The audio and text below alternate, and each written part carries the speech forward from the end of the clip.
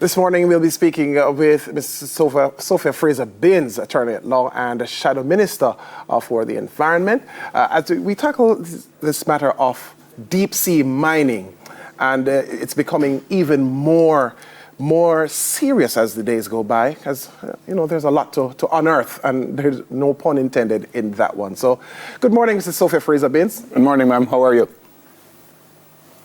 Hi, good morning, gentlemen. Thank you so much for having me. I hope you're having a good morning. We are, and it's a pleasure to have you with us.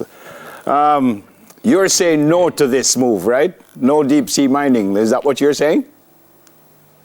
This is an interesting question, Neville, because the aim of the article was not so much to articulate a position on deep sea mining, but was to rear public awareness on deep sea mining, what it is, what are the pros and the cons, and hopefully to do as we're doing now, stimulate a national discourse so that we can arrive at an informed position. The fact is that when it comes on to environmental matters, as a country, we have not been very involved in the decision-making process.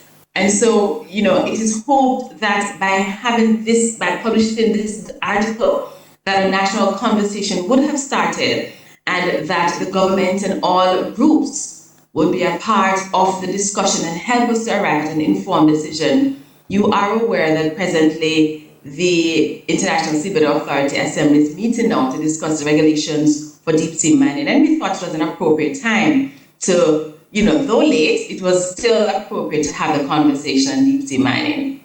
Yeah.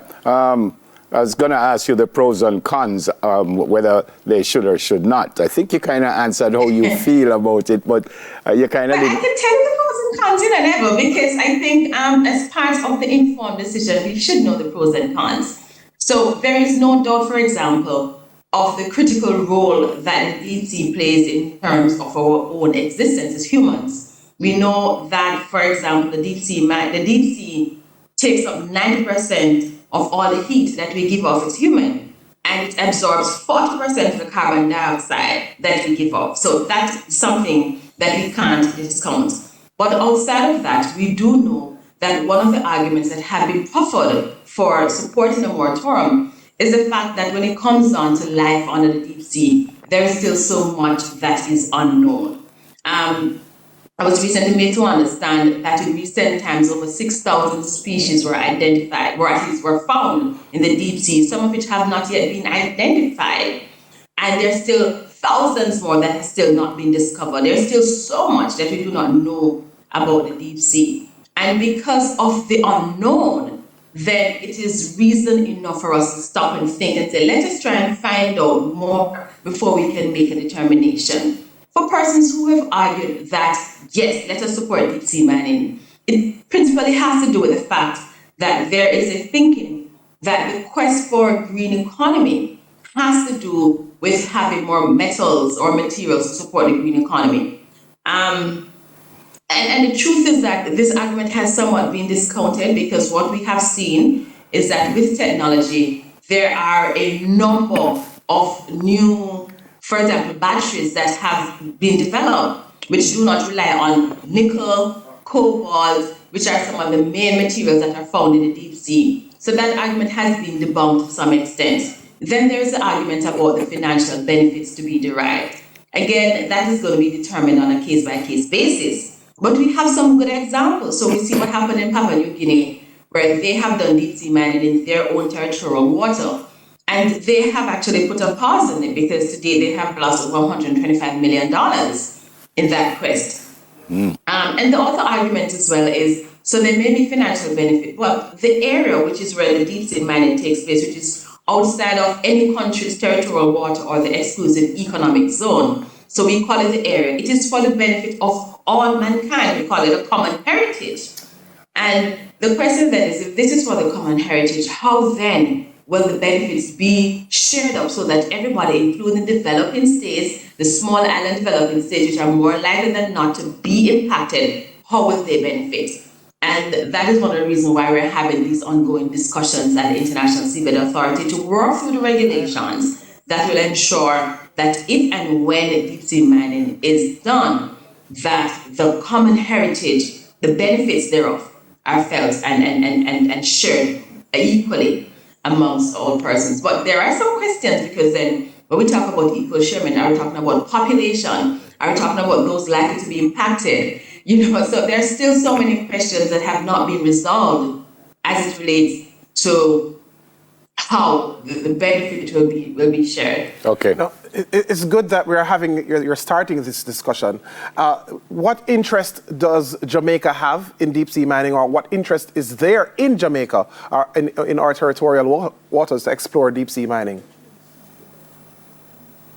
Well, that's a very good question, because you may be aware that Jamaica is actually one of 20 countries. I think it's 20 countries that have actually co-sponsored a company for exploration in the deep sea. So about 4 years ago, Jamaica signed on with Blue Minerals, that is a private company registered in Jamaica, for the exploration of deep sea. Now, there's a difference between exploration and actually getting a deep sea mining license. To date, no country has been issued a license for deep sea mining, but we have a number of countries that have got exploration licenses for deep sea mining. But I want to quickly say something, because the very fact that Jamaica has co-sponsored a company for deep sea mining exploration does not constrain it to supporting deep sea mining. We recently had the example of the United Kingdom that has sponsored several private companies for deep sea mining exploration, or exploration of the deep sea. And what we saw last week is that the United Kingdom have come out to say, we favor a moratorium. And that has to do with the fact that as more and more information comes out, then people are becoming more aware of the challenges that exist with deep sea mining.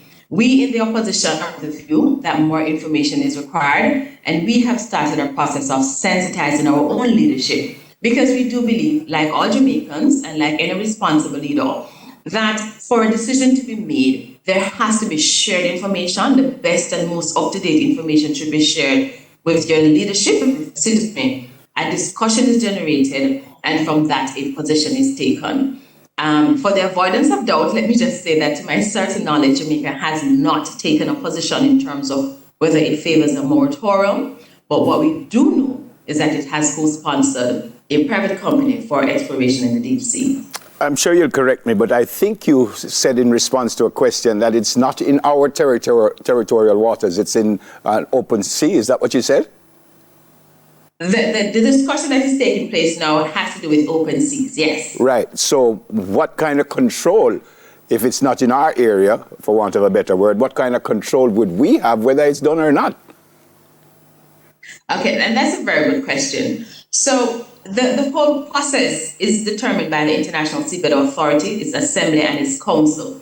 But Jamaica is a member, and so it does have a voting right. Okay. And so when an application, again, I want to say that at this point, there has been no approval for deep sea mining. What has happened is that there has been approval.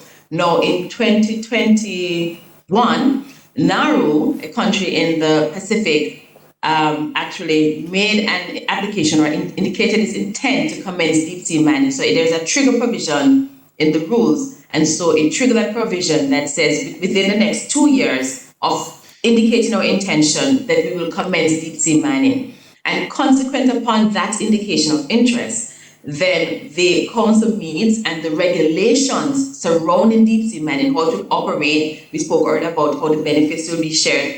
All of those things are then detailed in the regulations. So the meeting that is now taking place at the International Seabed Authority is looking at the regulations to see how we can ensure that this area, which is the use of the common heritage, that it is, if approval is given, then it is shared amongst us equally. But I want to say something as well, which is that even if approval is not given after the 2-year indication by Nauru, then they can commence deep sea mining.